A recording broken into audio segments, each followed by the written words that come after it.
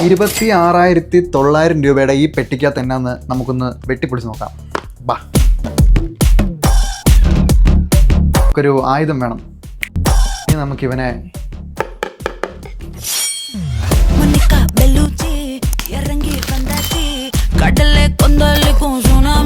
സൈഡിൽ 2 കവറൊക്കെ ഉണ്ട്.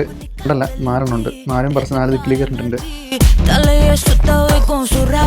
അപ്പോൾ നമ്മളിത് ബോക്സ് ഓപ്പൺ ചെയ്തിട്ടുണ്ട്. ഓപ്പൺ ചെയ്ത് വരുമ്പോൾ തന്നെ മേളിൽ ഇത് designed by Apple in California. ഇതെന്നെ സാധനം.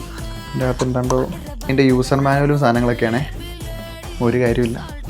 പിന്നെ നമ്മൾ നോക്കുവാണെങ്കിൽ ഇതിൻ്റെ അകത്ത് ദേ ഒരു സാധനമുണ്ട്. അപ്പുറത്തേക്ക് നോക്കിയിരിക്കുക. ഇവനെ നമുക്കെടുക്കാം.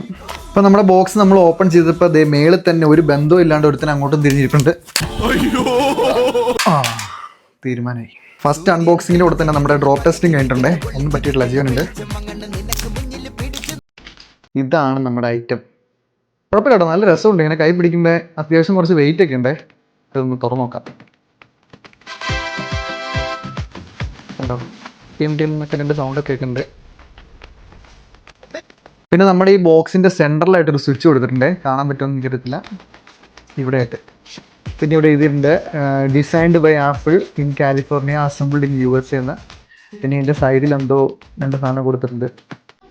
പിന്നെ ഇവിടെ ഒരു USB ടൈപ്പ് C ഒരു പോർട്ടും ഉണ്ട്. സ്പീക്കറും കൊടുത്തിട്ടുണ്ട്. പിന്നെ ഇനി ബാക്കി ബോക്സിനകത്ത് കുറച്ച് സാധനങ്ങളൊക്കെ ഇരിപ്പുണ്ട്.